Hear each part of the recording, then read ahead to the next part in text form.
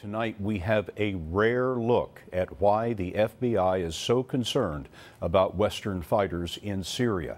Our Clarissa Ward managed to get inside Syria, where ISIS and other rebels are fighting amid the chaos of a 3-year-old civil war. Who are these men? What do they want? Clarissa found out.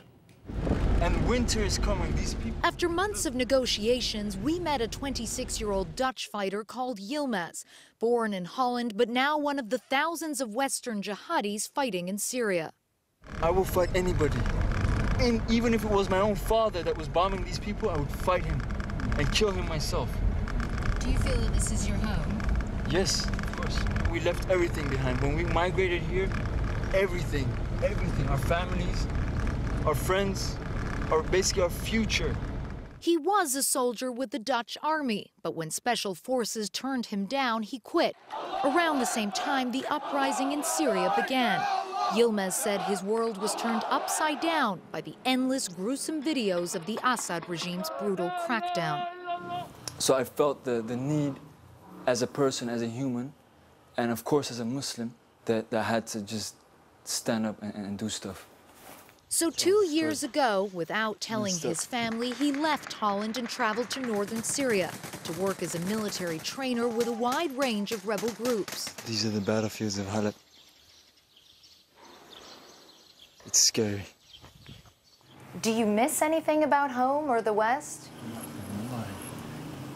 The food, electricity, warm water, these are the things that I miss. But the West, hypocrisy. It's filled with hypocrisy. Yilmaz has become more extreme during his 2 years in Syria. He does not fight with ISIS, but he won't condemn them either. He argues that their crimes pale in comparison to those of the Assad regime. Beheading people, crucifying people, it's very difficult for people in the West and in the U.S. to understand how those tactics could ever be justifiable. They're war crimes. War crimes. And what's a war crime? More than 200,000 dead is not a war crime. Barrel bombs, chemical attacks is not a war crime. Yilmaz's ultimate goal is to overthrow the Assad dictatorship. But his idea of what should replace it is radically different from the U.S.-backed moderate rebels. We don't want you. We want our own laws. We don't want your rules. We want our own rules. Tell me about those rules. What kind of rules? We want Islamic law. It's the only solution. You're speaking for you, though. No. What about the millions of Syrian people who don't want to live under Islamic law? Where are these people then? But this isn't your country. We're fighting for our country.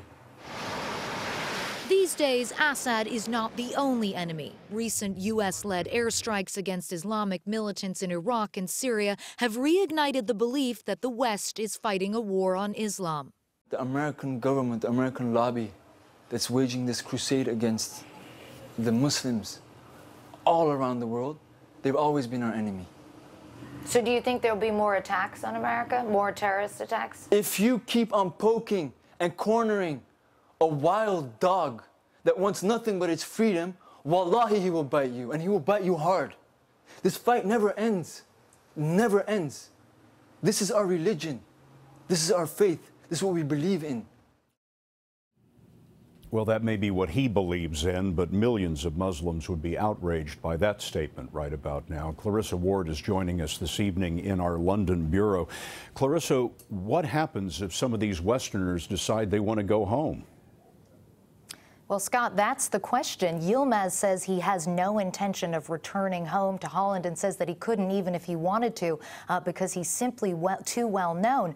But with this burst of anti-American sentiment that we're seeing in Syria now, there is concern about American jihadis who could potentially return home. And tomorrow night, we will talk to one of them and hear about his journey from a college student from the Midwest to a fighter with a group that's backed by al-Qaeda.